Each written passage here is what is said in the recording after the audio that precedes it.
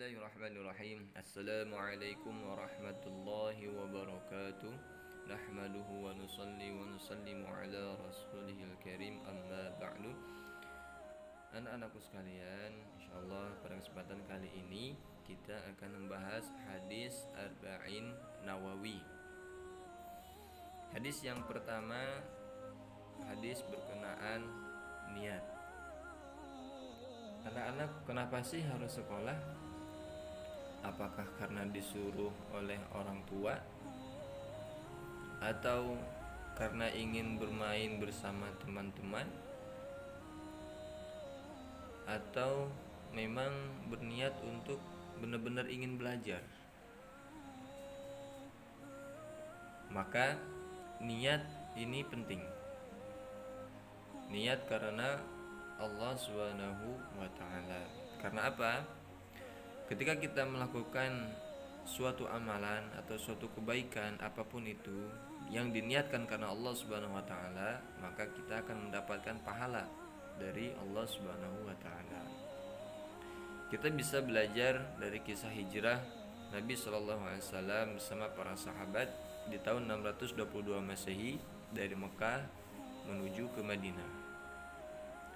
Di sana ada sahabat yang bernama Ummu Qais ikut serta dalam perjalanan hijrah tersebut. Akan tetapi Ummu Qais dalam berhijrah mempunyai niat supaya bisa menikahi seorang perempuan yang tinggal di Madinah yang bernama Qatilah. Nah, maka kisah ini yang menjadikan asbab munculnya hadis dari Amirul Mukminin Abi Hafs Umar bin Al-Khattab radhiyallahu an. Dia berkata, saya mendengar Rasulullah sallallahu alaihi wasallam bersabda, sesungguhnya setiap perbuatan bergantung kepada niat, dan sesungguhnya setiap orang akan dibalas berdasarkan apa yang dia niatkan. Siapa yang berhijrah karena ingin mendapatkan keridhaan Allah dan Rasulnya, maka hijrahnya kepada keridhaan Allah dan Rasulnya. Dan siapa yang berhijrah karena dunia yang dikehendakinya atau karena wanita yang ingin dinikahinya, maka hijrahnya akan dinilai sebagaimana yang dia niatkan. Hadis riwayat Bukhari dan Muslim.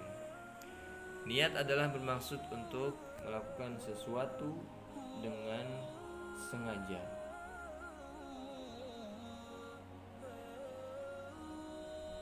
Setiap amal tergantung dari niat. Niat adalah pokok dari segala amalan. Amalan yang baik harus disertai dengan niat karena Allah Subhanahu wa taala. Suatu kebaikan yang tidak didasari dengan niat yang baik maka tidak dianggap suatu kebaikan. Niat berfungsi untuk membedakan jenis ibadah itu sendiri, apakah ibadah wajib atau ibadah sunnah. Selain itu juga niat berfungsi untuk membedakan antara ibadah dan kebiasaan. Seperti mandi wajib dan mandi biasa, maka mandi wajib diperlukan adanya niat. Kebaikan apapun yang kita lakukan harus diniatkan karena Allah Subhanahu wa taala. Misalkan seperti belajar, salat, atau membaca Al-Qur'an, maka semuanya itu harus dilandasi niat karena Allah Subhanahu wa taala. Terkadang amalan akhirat berubah menjadi amalan dunia karena rusaknya niat. Orang yang bersedekah maka amalannya akan menjadi rusak ketika dia berniat supaya dipuji oleh orang lain. Terkadang juga amalan dunia berubah menjadi amalan akhirat karena bagusnya niat. Seperti orang yang makan namun dia niatkan dengan makan tersebut untuk kuat membaca Al-Quran atau ibadah yang lainnya. Yang perlu diperhatikan adalah niat sebelum beramal, niat ketika sedang beramal, niat ketika sudah beramal. Maka 3 poin ini harus senantiasa kita perhatikan. Niat ketika ingin belajar, maka sebelum belajar kita niatkan dulu belajar karena Allah Subhanahu wa taala. Maka ketika sedang belajar pun harus kita jaga niat tersebut. Niat karena Allah Subhanahu wa taala. Jangan sampai di awal niat karena Allah, namun ketika di pertengahan niatnya berubah menjadi ingin hanya sekedar bermain, atau hanya ingin sekedar supaya tidak disuruh orang tua, atau supaya dan lain sebagainya. Maka di pertengahan juga harus kita jaga niat belajar. Begitu juga niat ketika setelah selesai belajar.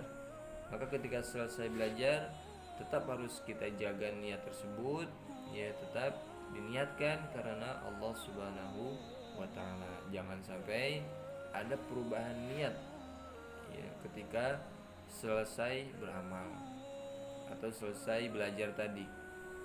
Ya, ketika ingin mulai belajar niat karena Allah, di pertengahan niat karena Allah, namun ketika telah selesai niatnya berubah.